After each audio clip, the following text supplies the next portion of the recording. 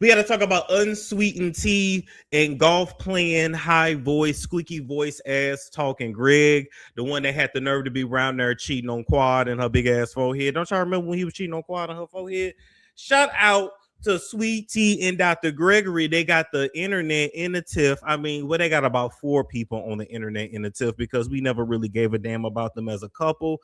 I low key think they had got married out of spite to Quad and trying to prove something to Quad, and then came on the show, trying to stunt in front of Quad. And Greg, you thought you was gonna stunt in front of Quad, but you really didn't do shit. You still got shut down like the peep squeak that you was, sir. Not only did you get shut down by Kang, when big ass Kang was finna go Donkey Kong on your head at that beach. Boy, I know you felt so bad about yourself when Kane was out there with all the muscles and all that height, them big ass hands, them big ass feet that was finna lay hands and foot upon you on the beach. Don't you remember that? And you back down, and it's funny too, Dr. Greg, because not only was Kane the Kane, even though he ain't around no more, but not only was the Kane finna beat your ass, didn't Quad whoop your ass years ago when y'all got into it in that kitchen and you tackled her to the floor when she had to grab a butcher knife on you? Anyway, Dr. Greg from Married to Medicine and Unsweetened Tea. Because, baby, they gave no fucks about her on the show. They really didn't care. They low-key bullied that girl. Like, she would be trying to talk. They would ignore her. They really treated that girl like what she was, a afterthought. Now, all right.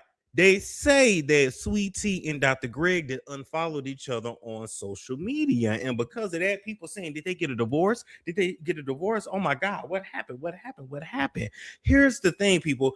You can be a couple and not necessarily follow each other on social media. Even if you were before, you can unfollow each other and still be a couple. This does not necessarily mean that they're getting a divorce. So I think the Jasmine brand kind of jumped ahead of themselves, although the Jasmine brand is known for doing that. No shade. Shout out to Jasmine and her pink braids. So, just because they unfollow each other don't mean that they are getting a divorce. But here's what I took from the last season that they were on. Okay, if y'all remember, Dr. Greg has wanted a baby for the longest. He's wanted the children for the longest. I mean, hell, by now he's supposed to be a grandpa, or by the looks of that beard, he's supposed to be a great grandpa. But it's looking like at this point he gonna be in diapers, and when he finally gets somebody pregnant, they gonna be in diapers. Anyway, the point is, you know what I'm saying? Like, it's looking like at this point, Dr. Greg, your baby mama gonna be dropping you off at the nursing home and the baby off at daycare. I don't know how that works, but somehow it works. Al Pacino was 125 years old and he's still having babies, and a lot of the rock stars be 95 and 82 and 140, and they still having them damn granny babies, putting that old goop, that old baby formula in them young women, and having them granny babies that be born and have all the wrinkles running them off the forehead. Now, he had wanted children ever since he was with Quad, but Quad didn't want no children with him. She claimed it's because the relationship was bad and she wasn't finna bring no child into no broken home. And although I understand that, I just also feel like Quad did not want no baby with him. I feel like Dr. Greg was a leg up for Quad. She's from the hood of Memphis. She's from the hood. She's from the streets. She's from the gutter. You know what I'm saying? And he was a way out the hood. He was a way out the ghetto. And and once Quad got on her feet and she had her little business, and she got herself together, and she got a G-Wagon, and she got a bullshit ass apartment, and then she went and got that bullshit house. You gotta watch the show to get the references. Anyway, shout out to Toya and her overbite. Well, did Toya got an overbite? No, that's Dr. Simone with the over yonder bite. Toya Moore got a whole bunch of gums. Toya is very pretty and thick, but she got a lot of gums. Big gums, little teeth. Anyway. But even back then, Quad didn't want no children with him. So then they got a divorce. And then he didn't marry Sweet Tea. And she knew from the very beginning that this man wanted children. But she claimed she didn't know that she couldn't have no children. And I just don't believe it.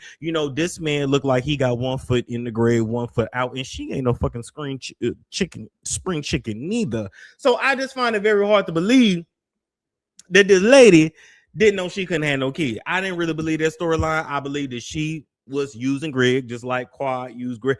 Pretty much, Greg, everybody use you. You know, at this point, you might as well take the money that you got. You know, you got your little Mini Cooper.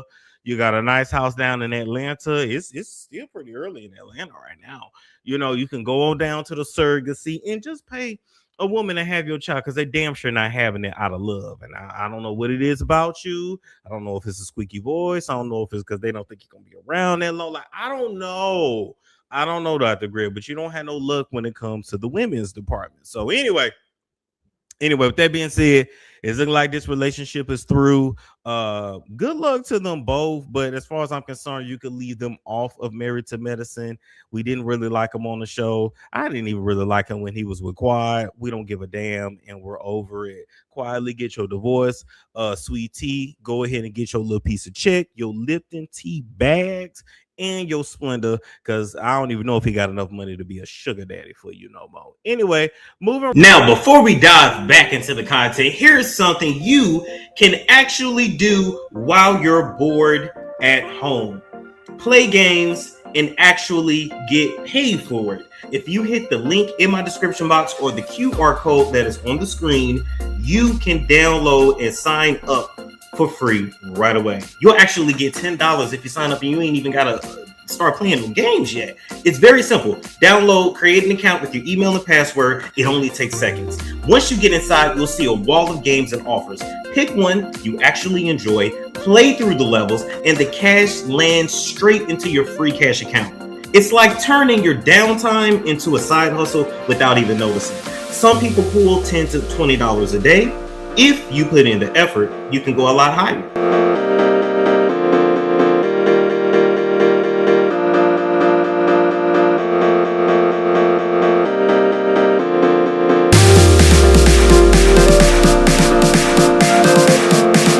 You can spend a couple bucks in the game to hit levels faster, which lets you unlock the bigger offers and payouts. That's how some users end up earning hundreds or even 500 or more on certain offers.